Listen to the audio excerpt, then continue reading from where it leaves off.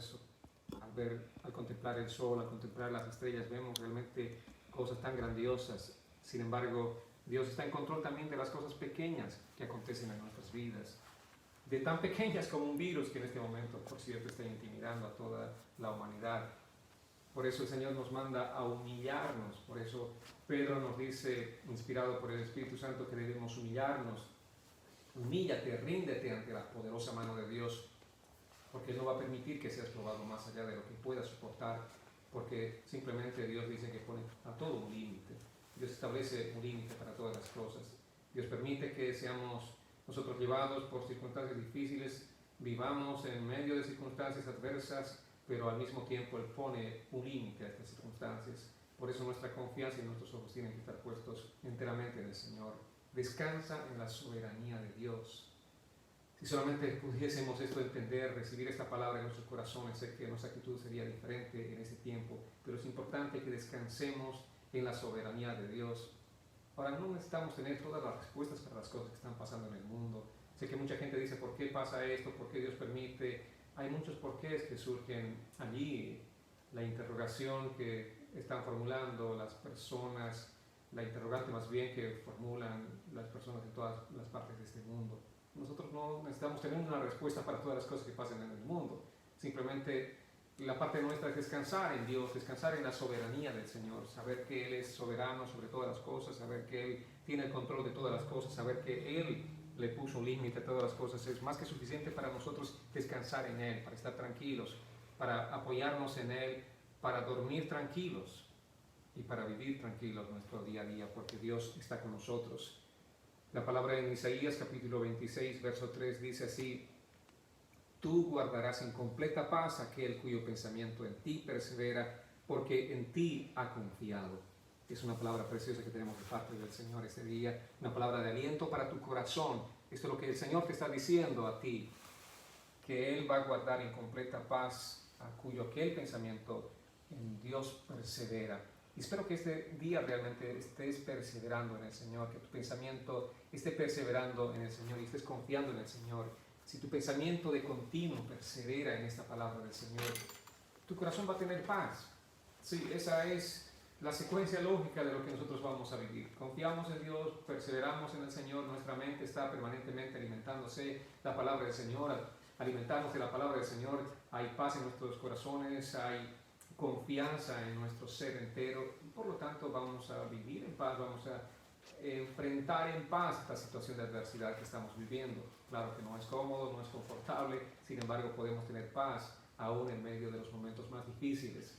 Si confías en Dios, la paz de Dios que sobrepasa todo entendimiento guardará tu corazón. Esa es la promesa del Señor, pero el punto es este: tu pensamiento tiene que perseverar en Él. ¿Qué significa? Este tiempo, sé que tenemos mucho tiempo, tal vez muchos de nosotros, porque estamos en casa, porque no tenemos las actividades rutinarias de siempre. Entonces, ¿por qué no ocupamos ese tiempo que tenemos para meditar en la palabra del Señor? Yo quiero hacerte un desafío para que ese tiempo, tú que eres una de esas personas que tiene más tiempo de lo que usualmente tienes para pasar en casa, dedícate al estudio de la palabra del Señor, a la lectura de la palabra del Señor. Tal vez muchos de ustedes nunca han leído la Biblia de Génesis y Apocalipsis. Háganse este desafío. Dios permite todas las cosas por algo. Creo que la razón principal de esto es que el Señor quiere acercar nuestros corazones al corazón suyo. ¿Y cómo? Sino a través de su palabra vamos a tener una mayor comprensión de cómo es el corazón de Dios. Entonces quiero desafiarles este tiempo a que realmente busquemos más de Dios. Tal vez antes decías que no tengo tiempo para orar, yo quisiera tener un tiempo de comunión con Dios, no tengo tiempo. Ahora sí parece que estás teniendo tiempo, ¿verdad? Entonces aprovecha este tiempo, usa tu tiempo bien utilizado. Como dice el salmista, que tu pensamiento de continuo esté en el Señor, para que tú goces de esa paz que sobrepasa todo entendimiento. Es lo que nos dice en Filipenses 4:7, y la paz de Dios que sobrepasa todo entendimiento guardará sus corazones y sus mentes en Cristo Jesús. Cuando, una vez más, es importante lo que dice el salmista: cuando tú estés perseverando, tus pensamientos perseveren en Dios, en la palabra del Señor. Por lo tanto, la soberanía de Dios no es un concepto abstracto, no es algo que nosotros no podamos entender. Dios tiene cuidado de cada detalle de nuestras vidas. de cada aspecto, del más pequeño aspecto de tu vida. Él tiene cuidado y Él tiene el control de todo lo que nos pasa en nuestro día a día. Ahora, si no tenemos esta seguridad, cualquier viento de adversidad derribará nuestra pobre fe, nuestra endeble fe. Sin embargo, si estamos firmemente establecidos en Él, nuestras mentes, nuestros corazones son guardados en Él, en Cristo Jesús, y dice la palabra que Cristo es la roca eterna.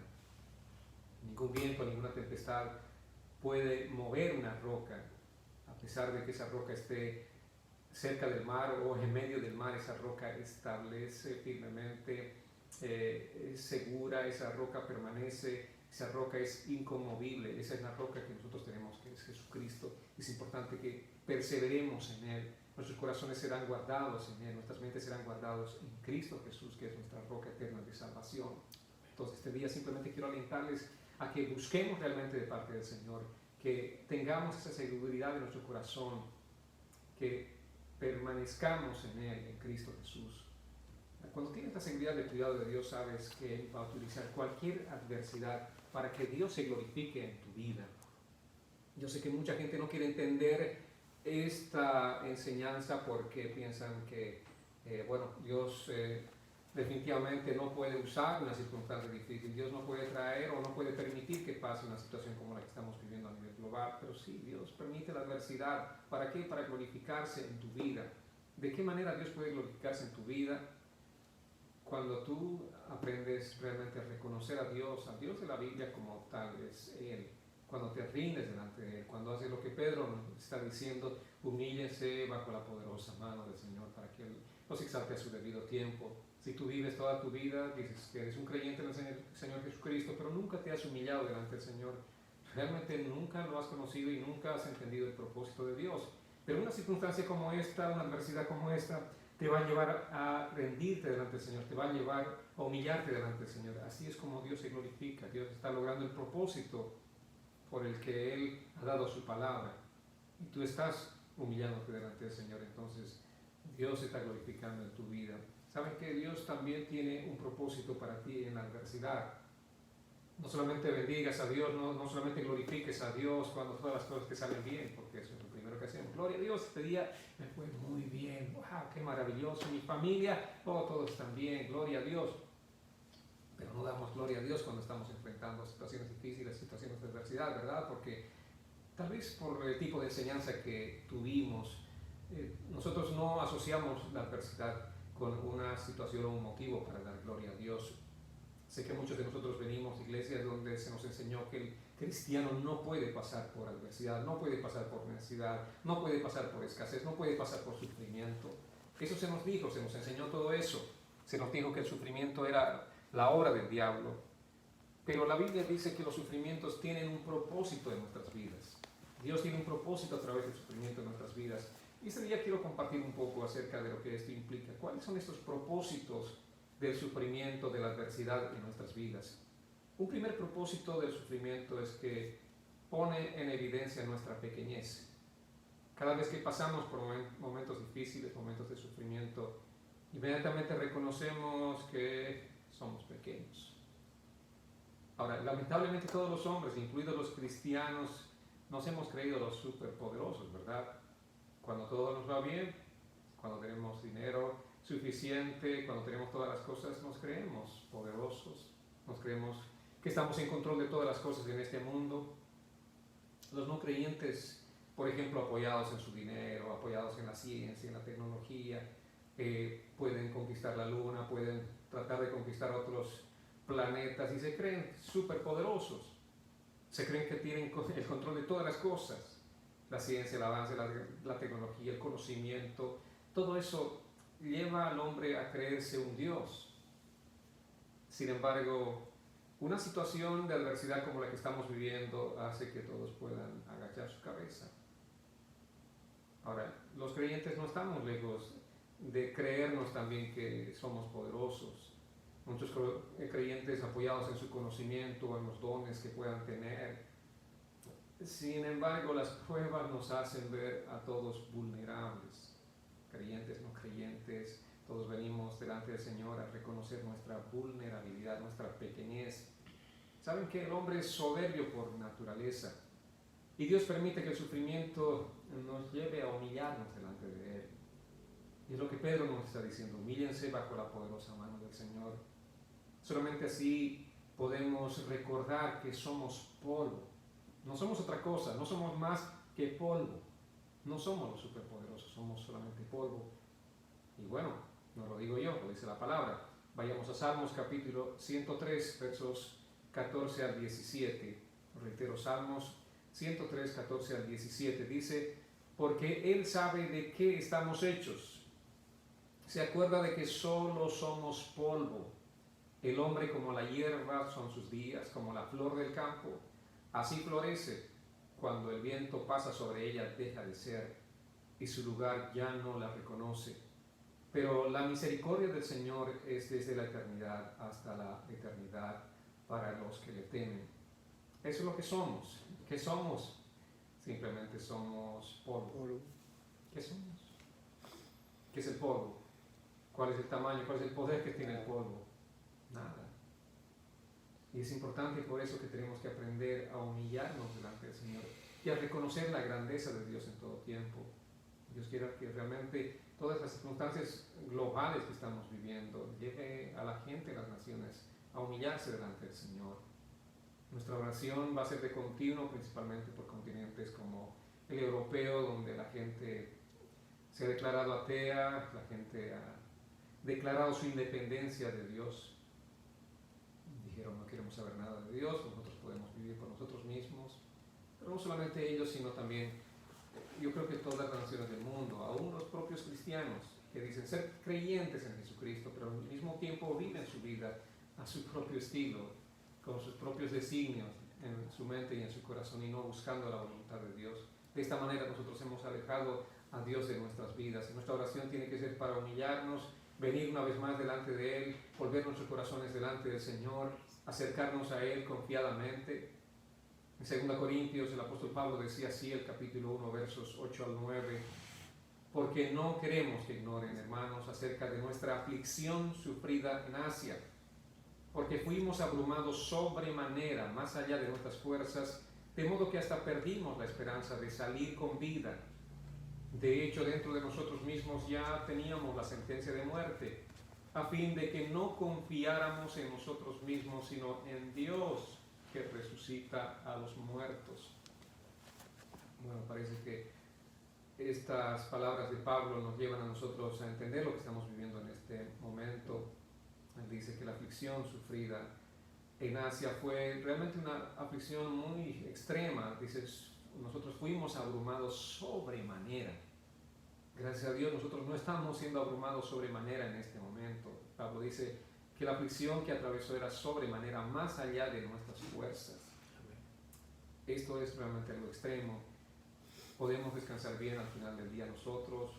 Sé que hay muchas preocupaciones que rondan a nuestro alrededor, pero estamos bien. Estamos bien. Sin embargo, Pablo dice que esto era algo que abrumaba sobremanera, más allá de sus fuerzas. De modo, dice, que aún perdimos la esperanza de salir con vida. Momentos difíciles que vivió el apóstol Pablo. Entonces nos dice que la sentencia de muerte ya estaba sobre él. Ahora, nos da a conocer también el propósito. ¿Por qué? A fin de que, ahí se manifiesta el propósito en esta expresión, a fin de que no confiáramos en nosotros mismos. ¿Cuál es el propósito de la prueba? ¿Cuál es el propósito de las circunstancias que estamos viviendo en este tiempo? Alguien puede decir: oh, yo tengo el control de las cosas que están pasando alrededor de mi vida, de mi familia. Algún presidente podrá decir: tengo el control sobre mi nación. No. Entonces, a fin de que no confiáramos en nosotros mismos, sino en Dios, que resucitó a los muertos, o que resucita a los muertos. Nuestra confianza tiene que ser en Dios. Si solamente pudiésemos entender esta palabra dada a conocer por el apóstol Pablo a los Corintios, y que realmente nosotros descansáramos en esta palabra, a fin de que no confiáramos en nosotros mismos, sino en Dios, que resucita a los muertos. Es el propósito del tiempo que estamos viviendo y de nuestras vidas en general, porque todos los días enfrentamos pruebas de diferente naturaleza. ¿Por qué? Porque todos los seres humanos tenemos que rendirnos delante del Señor. Tenemos que confiar no en nosotros mismos. El día que pase esta adversidad El día que pase este virus y el mundo vuelva a su normalidad, sé que muchos, entre comillas, también van a volver a su normalidad. Pero ¿cuál es su normalidad? Su normalidad es vivir sin Dios en sus vidas. Aún llámese cristiano. Sí, soy cristiano, voy a la iglesia, pero vivo a mi manera, vivo conforme a mis propios designios, conforme a los designios de mi mente. Yo hago las cosas que me complacen a mí mismo. Eso es vivir a nuestra manera. Y es exactamente lo opuesto a lo que Pablo dice. Esta gente no está confiando en Dios, sino está confiando en sí misma. Pero nosotros no tenemos que confiar en nosotros mismos, sino en Dios, que resucita a los muertos. Importante, entonces, este consejo que recibimos de la palabra del Señor para que entendamos cuál es el propósito de las pruebas, cuál es el propósito del sufrimiento. No solamente los no creyentes, sino también los cristianos tienen el ego muy inflado. Hay que decirlo de manera clara. Tenemos a veces el ego muy inflado y Dios utiliza el sufrimiento para desinflar nuestro ego, para que vengamos delante del Señor humillados, rendidos, y le digamos: somos polvo, Señor. Tú eres Dios, el Dios Todopoderoso. No somos nada delante de ti, somos solamente polvo. Pero tú tienes misericordia de nosotros. En tu misericordia, Señor, tú nos guardas, nos proteges, nos das las cosas que tenemos.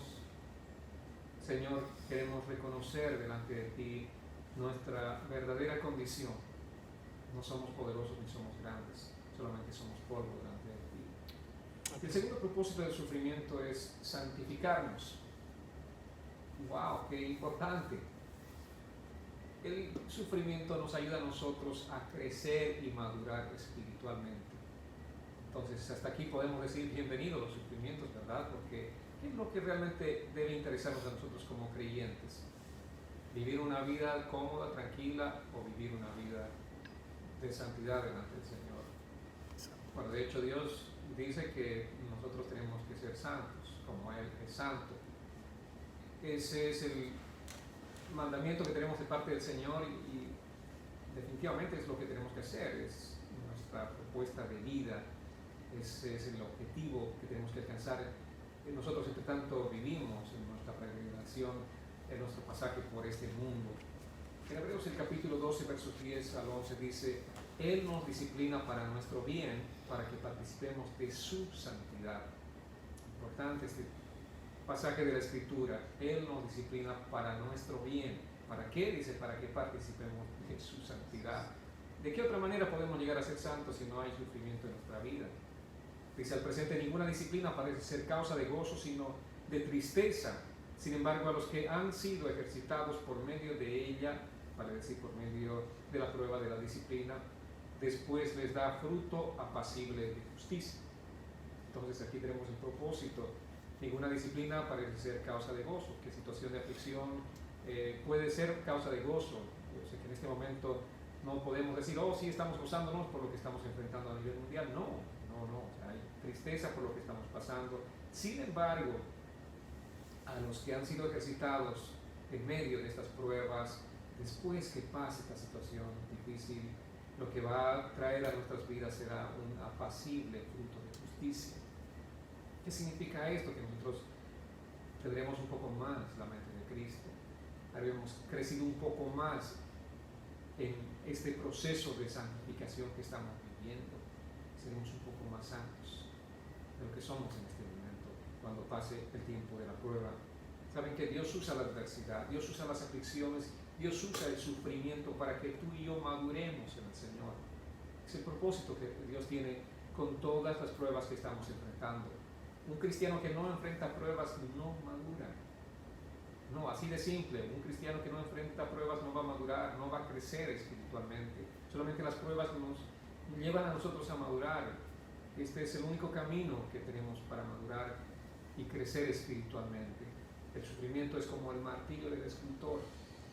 Ahí está el martillo dándole duro, formando algo según el propósito del escultor. Así también Dios va formándonos a nosotros a la imagen de nuestro Salvador Jesucristo, y el martillo da los golpes, lo que hacen simplemente es generar en nosotros una reacción, ¿verdad?, de dolor.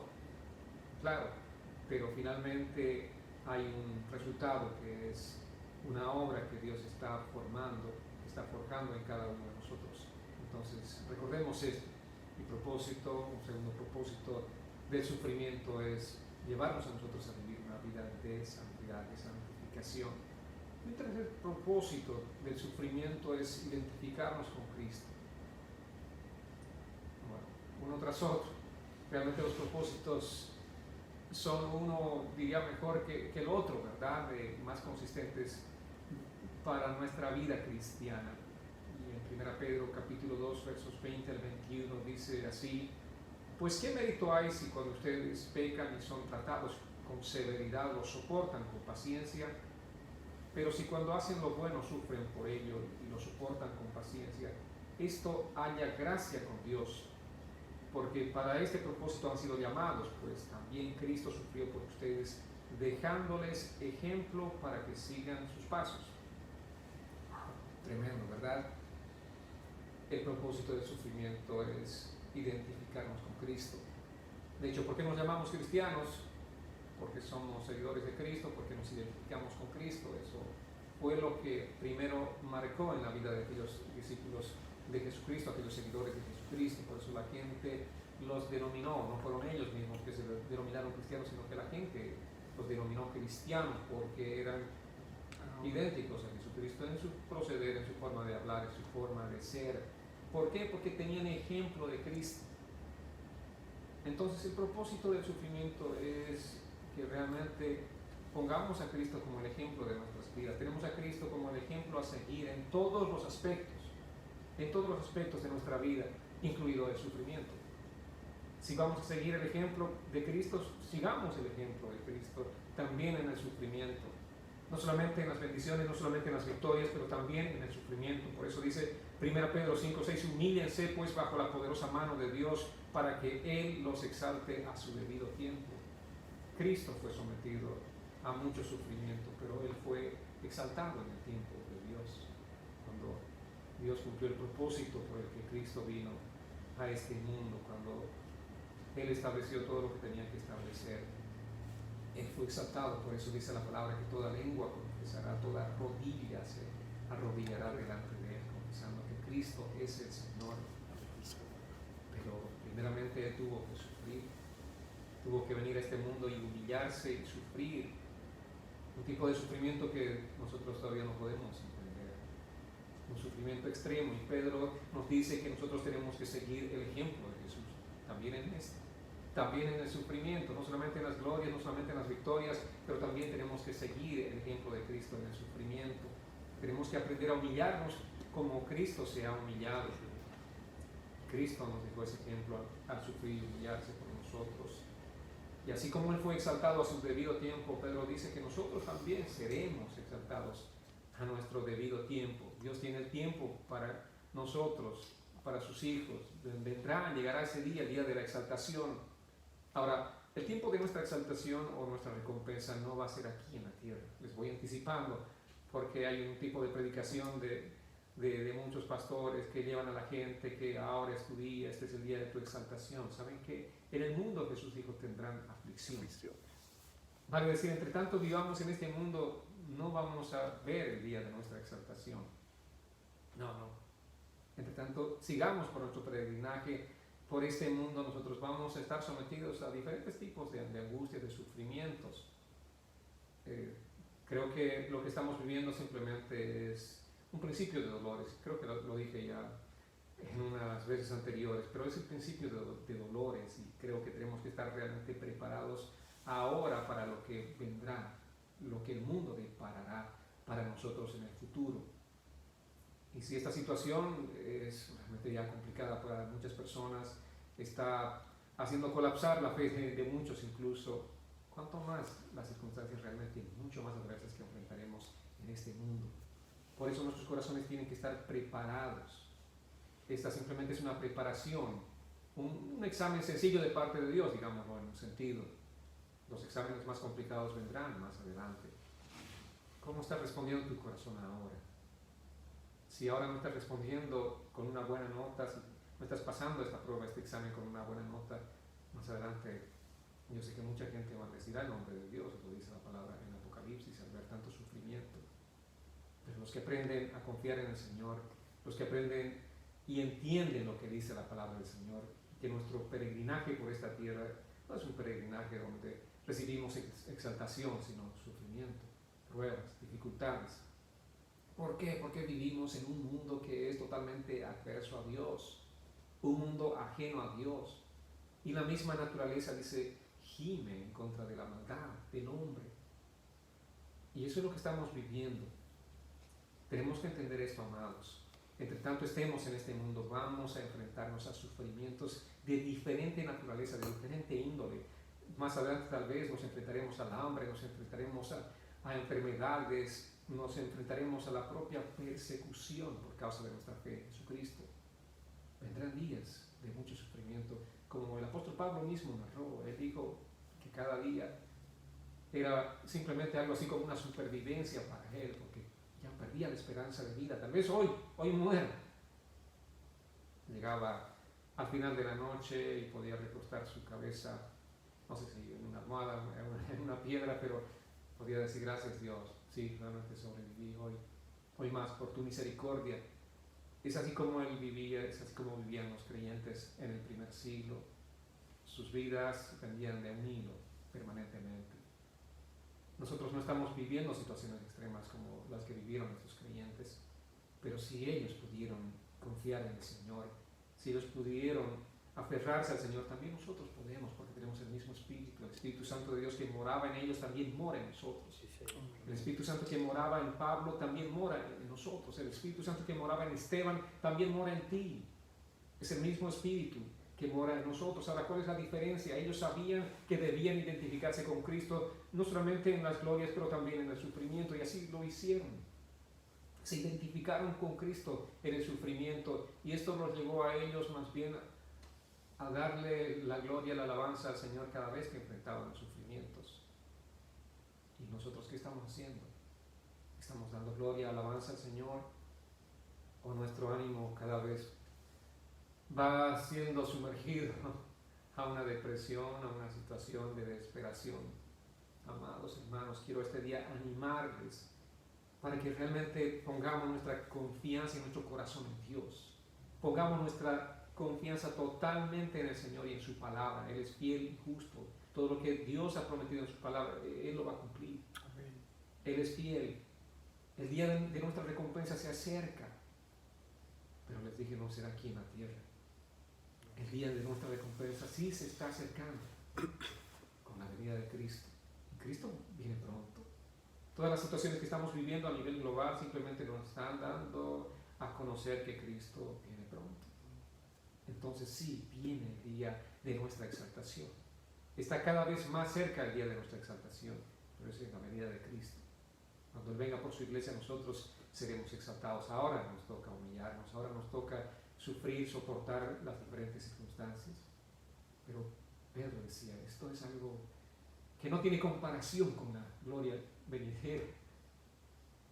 Es simplemente un corto tiempo que estamos viviendo, porque es realmente corto. Nuestro tiempo, nuestro peregrinar por esta tierra es un tiempo corto en comparación a la gloria eterna que viviremos juntamente con el Señor. Por eso vale la pena poner nuestra confianza y nuestros ojos totalmente en Cristo, identificarnos con Cristo.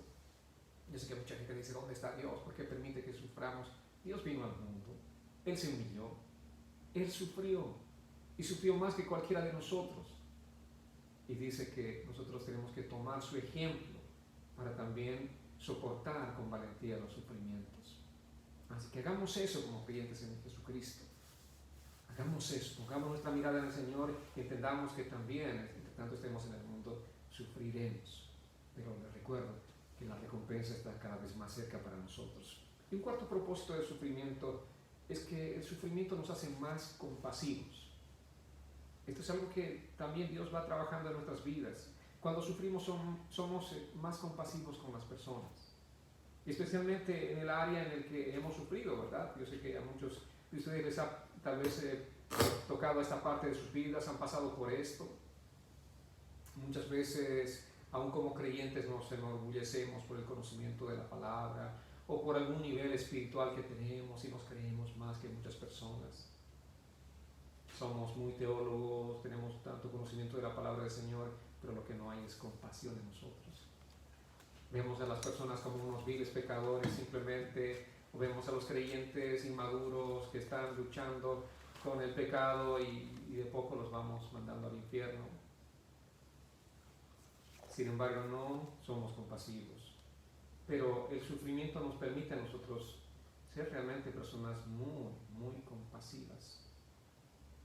Cuando uno pasa por algo, uno entiende cuál es la necesidad. Mucha gente, por ejemplo, que enfrentó realmente el hambre, sabe lo que es tener hambre, es compasiva con las demás personas que están pasando por esa misma necesidad en ciertos momentos. Pero si tú nunca pasaste el hambre, nunca vas a entender lo que significa pasar hambre y nunca vas a tener compasión por las personas que están pasando hambre. Es este propósito, el sufrimiento a nosotros nos hace definitivamente más compasivos. Y ahora, a tu conocimiento de la palabra del Señor, añádele la compasión. Realmente vas a tener un ministerio muy fructífero, muy efectivo para el Señor. Pero si en tu conocimiento de la palabra de Dios no hay compasión, serás simplemente una persona religiosa, una persona que esté mirando a los demás de cabeza para abajo, que menosprecia a los demás, que no tienen tu conocimiento, tu nivel espiritual.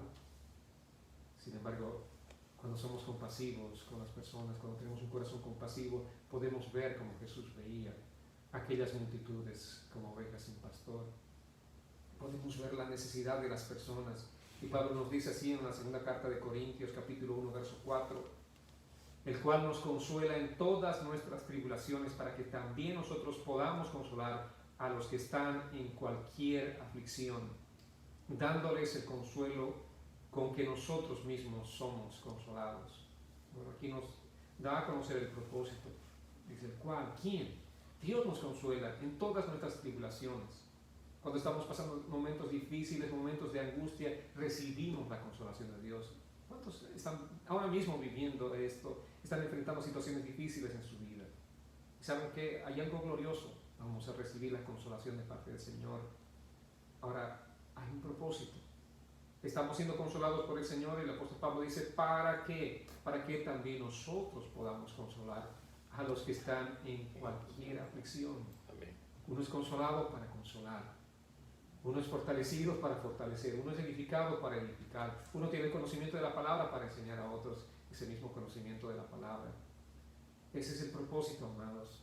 Y Dios permite que pasemos por momentos así para que realmente tengamos un corazón compasivo, para que desarrollemos un corazón compasivo en nosotros. Dios nos consoló en nuestros sufrimientos. Ahora nosotros estamos preparados para consolar a los demás en los sufrimientos que enfrentan. Esa es la lógica, esa es la secuencia, así es como acontece. Sé que muchas personas han encontrado incluso un ministerio en una situación difícil que han enfrentado. Por ejemplo, una mujer cristiana, una mujer joven, una madre soltera, pasó muchas vicisitudes en su vida cristiana. Vino al cristianismo con una situación así, al ser una madre soltera conoció a Jesús y pasó en ese tiempo dificultades como cualquier madre soltera. Sin embargo, se aferró al Señor y ahora de pronto esta mujer joven, ya está más madura, desarrolla compasión por muchas madres solteras, por aquellas mujeres que están pasando situaciones difíciles y convierte un ministerio, su necesidad se convierte en un ministerio para la persona. ¿Cuántas personas que han salido de diferentes tipos de vicios de pronto tienen compasión por la gente que tiene vicios?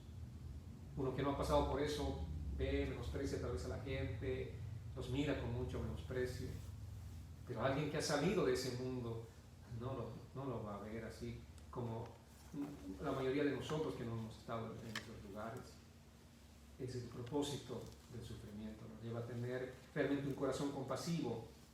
Por lo tanto, no perdamos de vista que los sufrimientos nos preparan, incluso como les decía, para preparar y desarrollar un ministerio en nuestras vidas más adelante. Dios tiene un propósito con lo que estamos enfrentando. Dios está trabajando en nuestras vidas, está haciéndonos cada vez más compasivos y misericordiosos.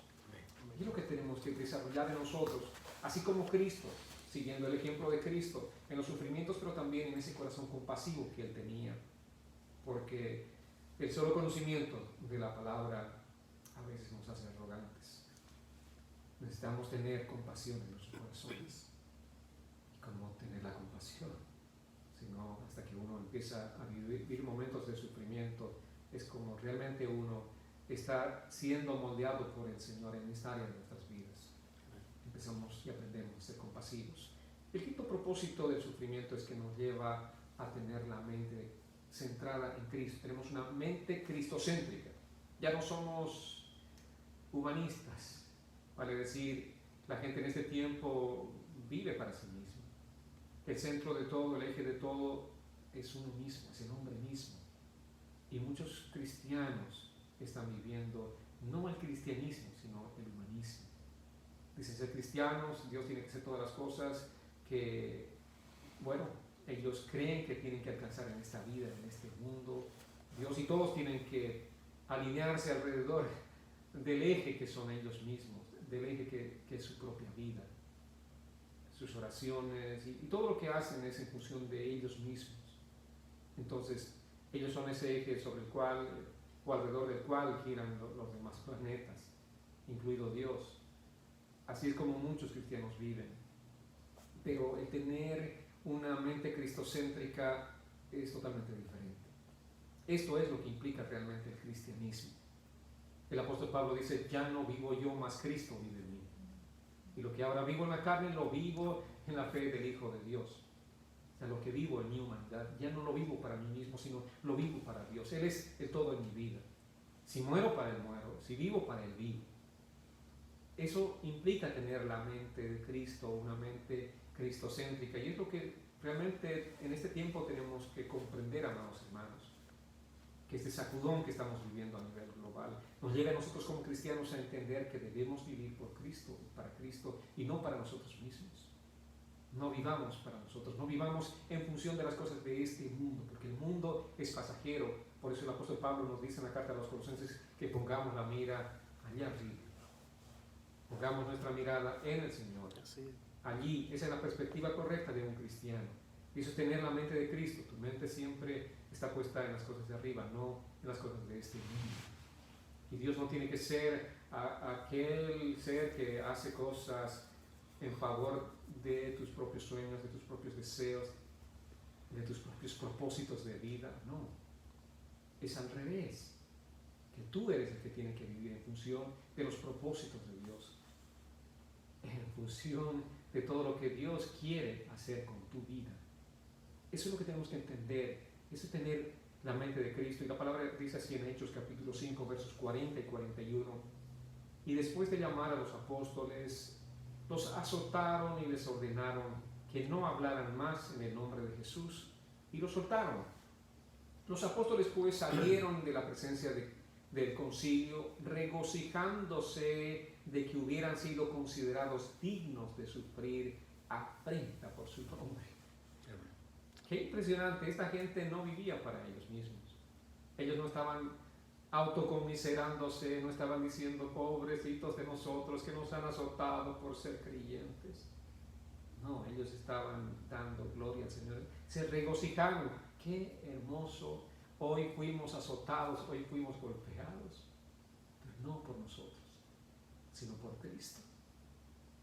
Estaban regocijándose por eso, porque ellos se consideraban un hecho realmente digno de sufrir por la causa del nombre de Cristo. Entonces, esto lleva realmente nuestra perspectiva de vida a un cambio radical. Ya no vives para ti mismo, no vives para tu propia autosatisfacción, para tu propia autocomplacencia, sino vives para satisfacer a Dios, vives para complacer a Dios, vives para glorificar a Dios, vives para honrar a Dios. El pensamiento de los apóstoles estaba puesto de continuo en los sufrimientos de Cristo. Ellos tenían la memoria tan clara y reciente de lo que Cristo había sufrido por ellos. Entonces decían, un azote no tiene comparación con todo lo que Cristo nuestro Señor ha sufrido por nosotros. Una noche de cárcel no tiene comparación. Ellos se sentían por eso gozosos de alguna manera sufrir por la causa de Cristo. Entonces los cristianos, si vemos el tiempo en el que estamos viviendo, si vemos el contexto en el que estamos viviendo, los cristianos de este tiempo están tan centrados en sí mismos y no viven por la causa de Cristo. Esa es la triste realidad. No vivimos por la causa de Cristo, seguimos viviendo en función de nosotros mismos. en función de nuestros propios deseos y propósitos. Y ahora, al no tener la mente centrada en Cristo, los cristianos, obviamente, en una situación difícil, ¿qué hacen? Se deprimen, se llenan de ansiedad, se desesperan por los tiempos de prueba, de aflicción que estamos viviendo, como los tiempos que estamos enfrentando ahora mismo. ¿Por qué? Porque su mente no está centrada en Cristo, sino en sí misma. Dios perfecciona su obra en nuestras vidas por medio del sufrimiento. Tenemos que entender esto. No todo sufrimiento es obra del enemigo. Sí, sé que muchas cosas el enemigo provoca. Sin embargo, no todo sufrimiento es obra del enemigo. Ni tampoco todo sufrimiento es producto de nuestras malas decisiones erradas que hayamos cometido en el pasado, lo cual también trae sufrimiento a muchas vidas. Pero mucho de lo que estamos viviendo es algo que Dios lo permitió. Y vimos y examinamos extensamente por estas diferentes causas y propósitos. El hombre natural no va a ver grandeza en el sufrimiento. Cada vez que el hombre natural escucha la palabra sufrimiento, de pronto va a surgir la pregunta en la mente de esta persona y dice, ¿y dónde está Dios? ¿Y por qué Dios permite que pase lo que estemos viviendo en este momento a nivel mundial? ¿Han escuchado esas expresiones de gente que dice, ¿por qué Dios permite? Es que el hombre natural no ve grandeza en el sufrimiento. Entonces, ¿cómo podemos explicar la cruz de Cristo? Si no hay gloria en el sufrimiento, ¿cómo explicas tú la cruz de Cristo? Él sufrió en esa cruz. Él padeció lo que ninguno de nosotros hemos experimentado. Ningún padecimiento nuestro se compara al padecimiento de Cristo. Y aquí hubo gloria, un propósito, la salvación para nuestras vidas. O sea, lo que el hombre natural hace simplemente es huir del sufrimiento. El hombre natural siempre quiere huir, escapar del sufrimiento. Pero la persona espiritual va a entender que en el sufrimiento hay gloria, porque nos va a llevar a un proceso de santificarnos, va a llevar a un proceso de crecer espiritualmente, va a llevarnos a una identificación con Cristo, va a llevarnos a nosotros a tener una mente centrada en Cristo, va a llevarnos a tener un corazón compasivo como el corazón de Cristo. Por eso el apóstol Pedro dice que debemos humillarnos bajo la poderosa mano del Señor. Tenemos que humillarnos ante Dios y orar para que el sufrimiento haga su obra en nuestras vidas para la gloria de Dios. Todas las cosas tienen que ser para la gloria de Dios, y este sufrimiento que sea para la gloria de Dios, que Dios realmente se glorifique en tu vida. Dile, Dios, glorifícate en mi vida. Yo estoy descubriendo mi pequeñez, soy tan insignificante, soy tan pequeño, Señor. Glorifícate en mi vida. ¿Saben? Por eso es que los incrédulos y los ateos se preguntan, si Dios de verdad existe, ¿por qué permite el sufrimiento? Ellos, los ateos, los incrédulos, hacen este tipo de preguntas, pero no un creyente. Un creyente sabe que Dios tiene control de todas las cosas, que todas las cosas nos ayudan para bien a los que amamos al Señor y confiamos en Él. Filipenses 1:29 dice, porque a ustedes se les ha concedido por amor de Cristo no solo creer en Él, sino también sufrir por Él. Y nos está hablando a nosotros los creyentes. Esta carta está dirigida de Pablo a los filipenses, a los creyentes de Filipo. Les está diciendo, a ustedes creyentes se les ha concedido por amor de Cristo. ¿Saben qué? No solo creer en Él, que es algo maravilloso, creer en Él. No solamente creer en Él, sino también sufrir por Él. Aquí está la respuesta del Señor. ¿Dios permite el sufrimiento en nuestras vidas? Sí, por un propósito. Tenemos que creer en Él, pero también sufrir por Él.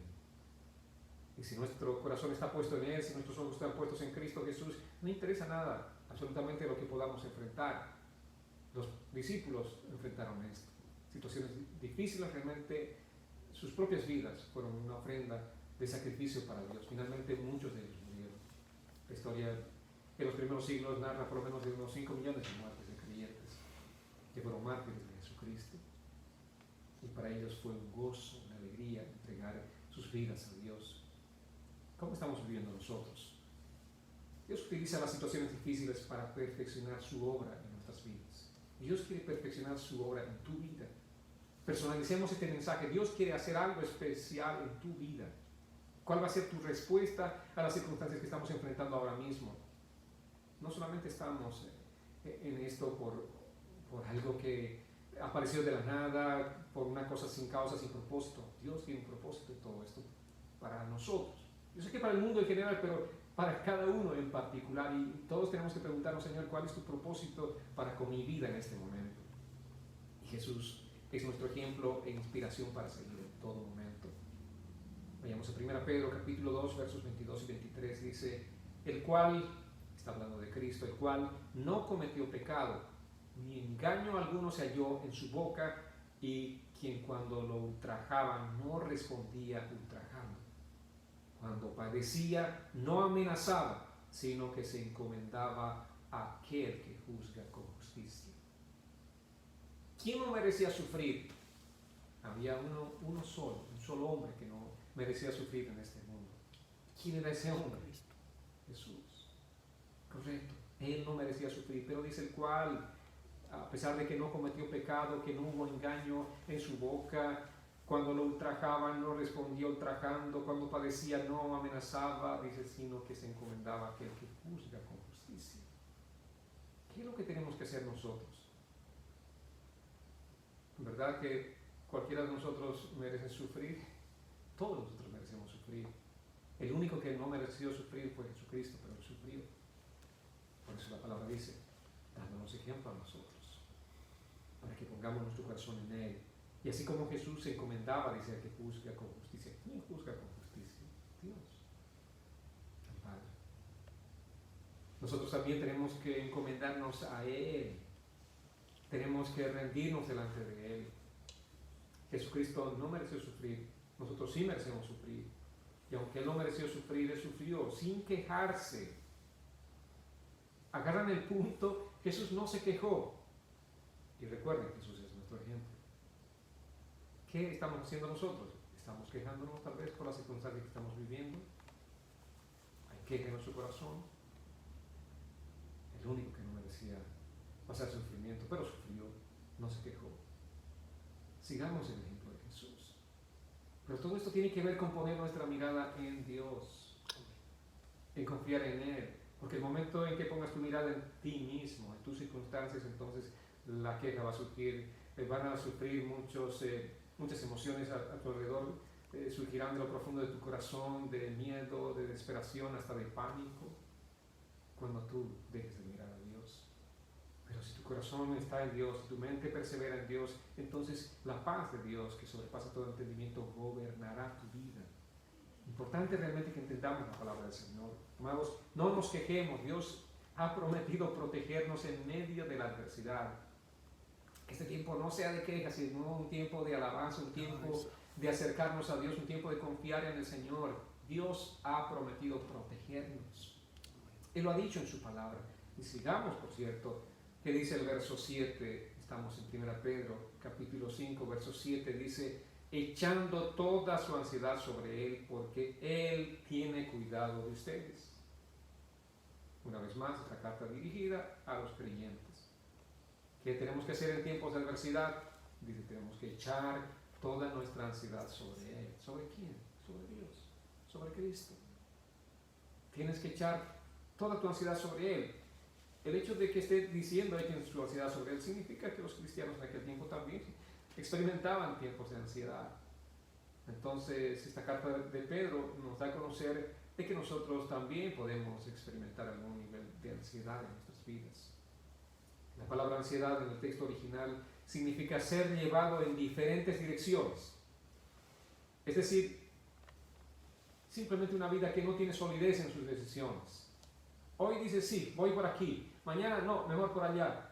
Y todos los días vas cambiando, tu mente va cambiando, no estás simplemente perseverando en algo, no hay solidez en ti. ¿Han conocido gente así? Que te dice sí, a los 5 minutos te llama, mejor ya no voy. A los 10 minutos creo que sí. Tengo que ser, me confunden. Eso es ansiedad, eso es estar frente a una persona ansiosa.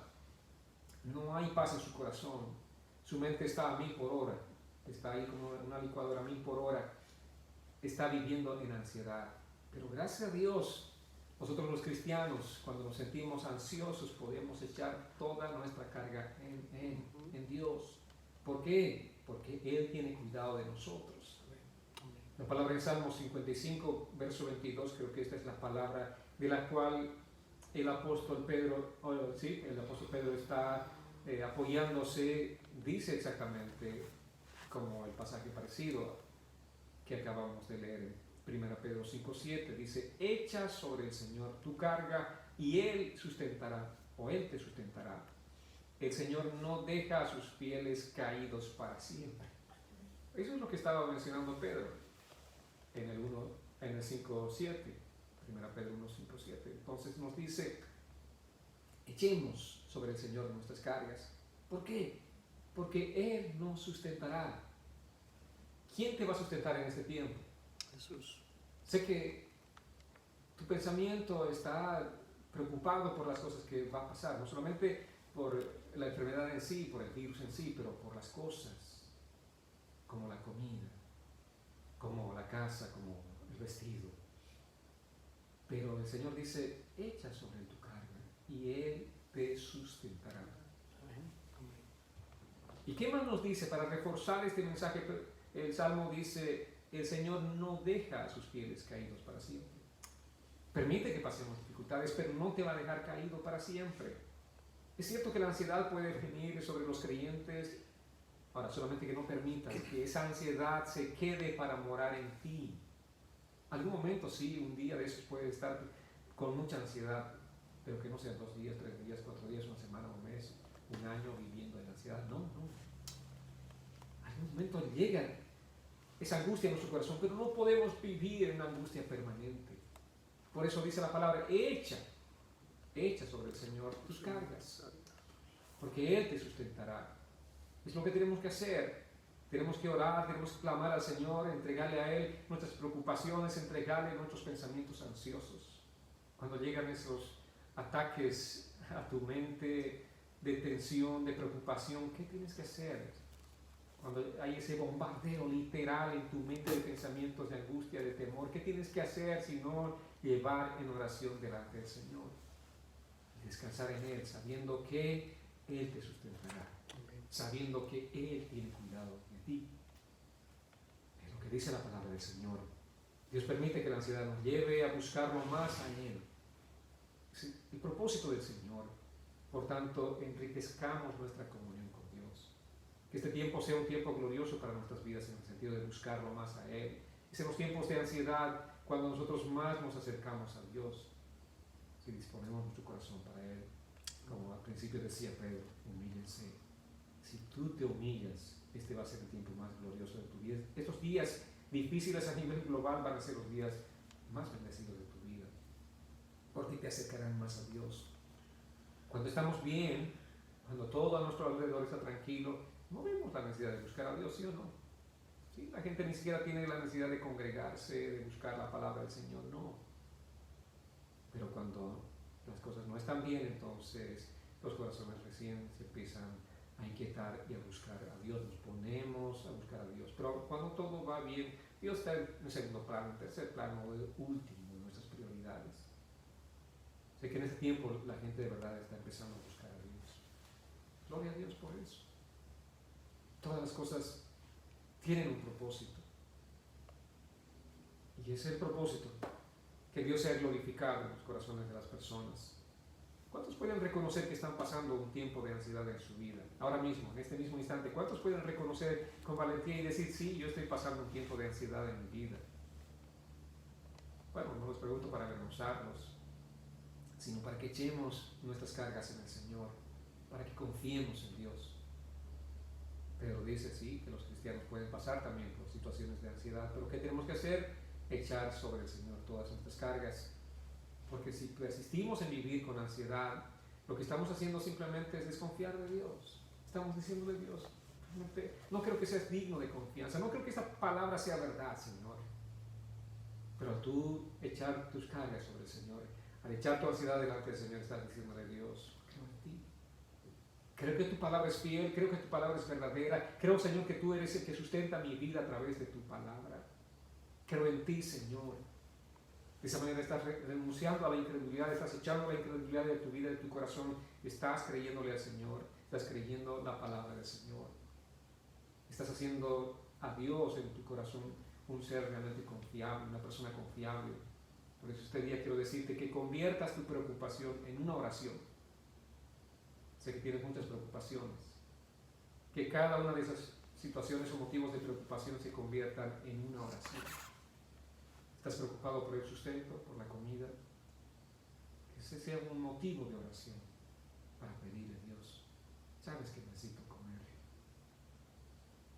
Te pido, Señor, con todo mi corazón, que tú me proveas. La palabra dice que tú lo vas a hacer, que tú me vas a sustentar. Confío en ti, Señor, mi corazón descansa en ti. Efesios capítulo 6, verso 18 dice: oren en todo tiempo con toda oración y súplica en el Espíritu. Y manténganse atentos siempre orando por todos los santos. Es lo que tenemos que hacer, convertir nuestra preocupación en oración. ¿Cuánto tiempo tenemos que dar? Dice la palabra, oren en todo tiempo. En todo tiempo tenemos que perseverar en la oración, así nuestro corazón estará conectado con Dios, así nosotros estaremos descansando en Dios, así nuestra mente estará llenándose de Dios, de su palabra. Usualmente nos preocupamos por las cosas que no podemos controlar, nos preocupamos por las cosas que no podemos cambiar. Entonces, es realmente ilógico preocuparse, ¿verdad? Si tú te preocupas tanto y sabes que no vas a poder cambiar nada con la preocupación, ¿por qué te preocupas? Por eso la palabra nos dice, en lugar de preocuparse, ocúpense. ¿En qué te vas a ocupar en la oración? Entregándole al Señor esas situaciones de aflicción que están en este momento en tu corazón, en tu mente. Y Pedro dice, echa toda tu ansiedad sobre Él, sobre Dios, porque Él tiene cuidado de ti. Eso es lo que tenemos que hacer. Ahora, escuchen bien la palabra del Señor. Sé que a veces con el afán de las cosas que nos pasa alrededor, no meditamos en la palabra del Señor. Pero dice, echa toda tu ansiedad sobre Él, porque Él tiene cuidado de ti. Veamos el tiempo del verbo. Dios dice, ¿tendrá cuidado o tiene cuidado de ti? Dios tiene cuidado de ti. Hoy permanece en Él. Mañana es un nuevo día, mañana también Dios tendrá cuidado de ti, pero hoy descansa en Él, confía, no te preocupes por mañana, pero hoy confía en Él. Ahora Pedro no dice, tal vez Dios haga algo por ti. Si eso dijera la palabra, sí, tendríamos que estar preocupados, pero dice, Él tiene cuidado de ti. No dice tal vez Dios te cuide, dice Él lo hará. Si tú eres un hijo de Dios, puedes estar seguro de que Él tiene cuidado de ti. ¿Entiendes la palabra? Descansa en Él, Él tiene cuidado de ti. Qué gloriosa promesa. Mucho más en este tiempo difícil que estamos enfrentando, al escuchar las noticias que escuchamos, las cosas que pasan en el mundo con esta situación del virus.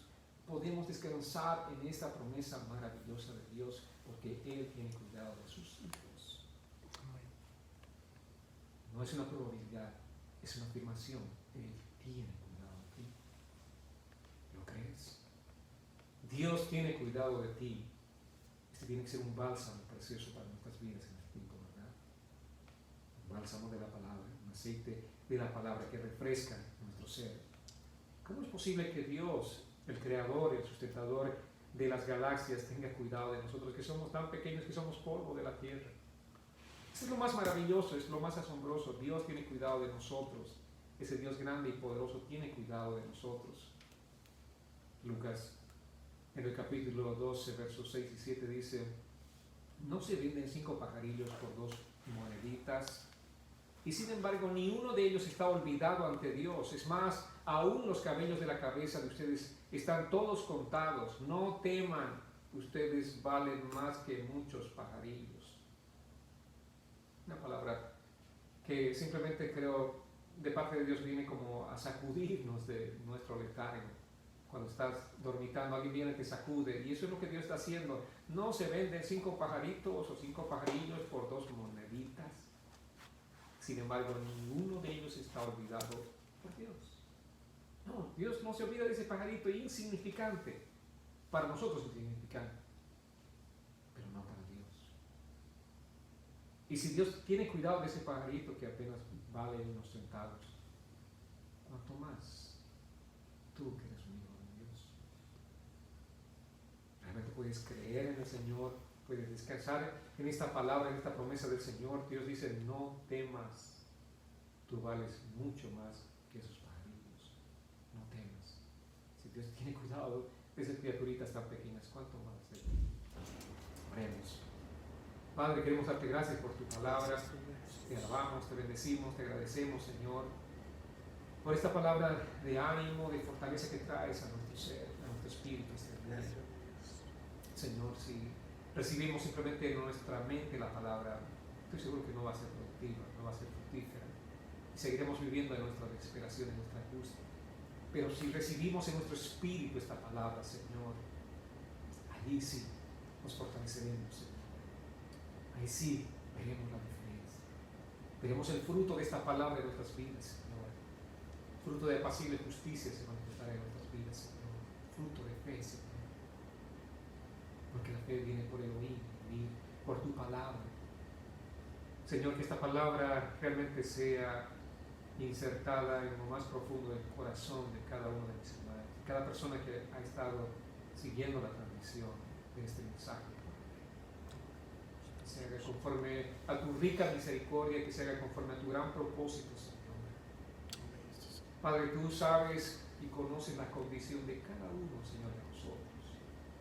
Tal vez podemos aparentar algo delante de otras personas, podemos aparentar una supuesta fortaleza, cuando por dentro tal vez nos estamos derritiendo de miedo, Señor. Tú que conoces nuestros corazones, te pedimos, fortalécenos, Señor. Tú que nos escudriñas lo profundo de nuestro ser, Dios, fortalécenos, Señor, a través de tu palabra. Ayúdanos a entender este propósito eterno de tu palabra. Ayúdanos, Señor, a crecer en ti. Ayúdanos, Padre, sobre todas las cosas, a levantarnos de nuestro letargo espiritual. Ayúdanos, Señor, en este tiempo a poner nuestra mirada en ti, a confiar en ti plenamente, Señor. Que nuestros ojos no estén más puestos en las cosas de este mundo, el mundo pasajero, sino en ti, el Dios Todopoderoso, nuestro Dios sustentador, de nuestro gran tiempo de exaltación, que es en tu segunda venida, Señor. Tú vienes pronto por tu iglesia. Las cosas que vivimos simplemente creo que están apurando a tu iglesia realmente a santificarnos más, a emblanquecer más nuestras vestiduras, Señor, a limpiar nuestras vestiduras, Padre, para que seamos esa novia que esté esperando a ti, Señor, como una novia que es prudente, una novia sensata, que hace las cosas que tiene que hacer, Señor. Queremos vivir de esta manera, Señor, teniendo un corazón alineado con el tuyo. Queremos vivir, Señor, haciendo las cosas que te agradan a ti, Señor, poniendo sobre todas las cosas nuestro corazón en ti, Señor, Dios Todopoderoso. Gracias, Señor, por esta palabra, gracias por el mensaje de este día. Oramos, Padre, para que esta palabra realmente sea sustento y fortaleza para muchos en este tiempo de dificultad. Es tu palabra, Señor, nuestro sustento. Es tu pan espiritual, Señor, que nutre nuestro espíritu y nos hace fuertes en ti, Padre. Gracias, Señor, te alabamos y te bendecimos. Te damos la gloria y la honra a ti por todo, Señor, en el nombre glorioso de Cristo Jesús. Amén. Qué bendición que hayan podido estar con nosotros en esta transmisión en vivo. Queremos alentar sus vidas, queremos alentarlos a seguir adelante, creciendo en el Señor, fortaleciéndose cada día más y más en el Señor, y siendo partícipes de algo glorioso que Dios efectivamente está haciendo en nuestras vidas. Permitámosle a Dios seguir haciendo su obra en nuestras vidas. Permitamos que Dios se glorifique en estas circunstancias que estamos viviendo, amados hermanos, enseñando a que sigamos firmes en el Señor, poniendo nuestra mirada en Él, en Cristo. Jesús, Él es el autor y consumador de nuestra fe.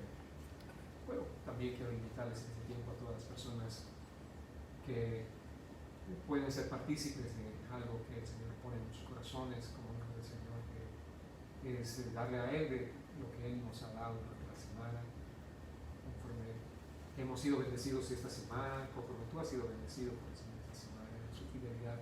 Sé que Dios está a muchos proveyéndoles esa fuente de ingresos y que es solamente por la gracia y por la misericordia del Señor. Pero cada uno de nosotros, conforme hemos sido bendecidos, podemos darle una ofrenda al Señor, y eso es lo que estamos haciendo durante estos 2 domingos en nuestras transmisiones de nuestro servicio a través de la línea, a través del internet. Podemos participar de una acción también de dar al Señor de esta manera. Quiero agradecerles, de hecho, anticipadamente a todos aquellos que van a dar su ofrenda para el Señor este día y lo hacen a través de nuestra página web, ingresando allá www.icfamilia.org. Esa es la dirección de nuestro sitio web. Allí van a encontrar una ventana que dice dar. En esa ventana van a ustedes seguir las direcciones correspondientes y hay una última señal o indicación, una ventana que dice donaciones. Ustedes apretan en donaciones y donde pueden dar su ofrenda este día para el Señor y bueno, agradecidos por todo lo que el Señor hace, por la provisión de Dios, agradecidos por la obra que el Señor está haciendo en nuestras vidas, porque Él es nuestro sustentador. Este día con fe podemos darle al Señor, con gratitud de corazón y con nuestro amor que manifiesta simplemente todo el cuidado y toda la protección de Dios. Así que agradecerles por participar de este servicio en línea, agradecerles por estar juntos en esta causa, estar unidos en esta causa, la causa del Señor, la causa de la fe nuestra, de los hijos de Dios. Sigamos perseverando en el Señor, sigamos firmes en Él, poniendo nuestra mirada y nuestra confianza enteramente en el Señor. Que Dios los bendiga muchísimo, que el Señor esté con ustedes, que el Señor esté guardando a sus familias, que el Señor esté protegiéndolos todos los días y estemos permanentemente en contacto. Dios ha permitido estos medios de comunicación para poder establecer contacto. Sigamos como iglesia. No estamos este tiempo reuniéndonos físicamente en un lugar, pero sí estamos reunidos a través de un solo sentir, que es la proclamación de la palabra. Estamos como iglesia unidos, perseverando, permaneciendo en nuestra fe en Cristo Jesús. Y es importante que nos alentemos unos a otros. Y quiero agradecer a mis hermanos que están tomando la iniciativa de llamarse unos a otros. Qué bueno, no solamente esperen las llamadas de los pastores, pero podemos llamarnos unos a otros para preguntarnos, para fortalecernos, para orar unos por otros. Creo que es un tiempo definitivamente precioso en ese sentido, cuando la iglesia, que es el cuerpo de Cristo, que somos nosotros, los miembros del cuerpo de Cristo, podemos preocuparnos unos por otros, podemos alentarnos unos a otros, podemos edificarnos y fortalecernos unos a otros. Sigamos así en ese propósito, sigamos creciendo. No solamente esperes que alguien te llame, pero tú toma la iniciativa de llamar a uno de tus hermanos. Hagamos eso. Vivamos como iglesia de Cristo. Pongamos nuestra fe en el Señor Jesucristo y sigamos todos siguiendo el ejemplo, como decía la palabra, el ejemplo de Jesús. Tenemos un ejemplo en todo. Él es nuestra inspiración, Él es nuestra fuente de vida. Vivamos por Él y para Él, amados hermanos. Que el Señor bendiga sus vidas y que tengan un hermoso domingo y el resto de la semana. Que el Señor esté con ustedes, fortaleciéndonos. Un abrazo para todos. Mil bendiciones, amada familia.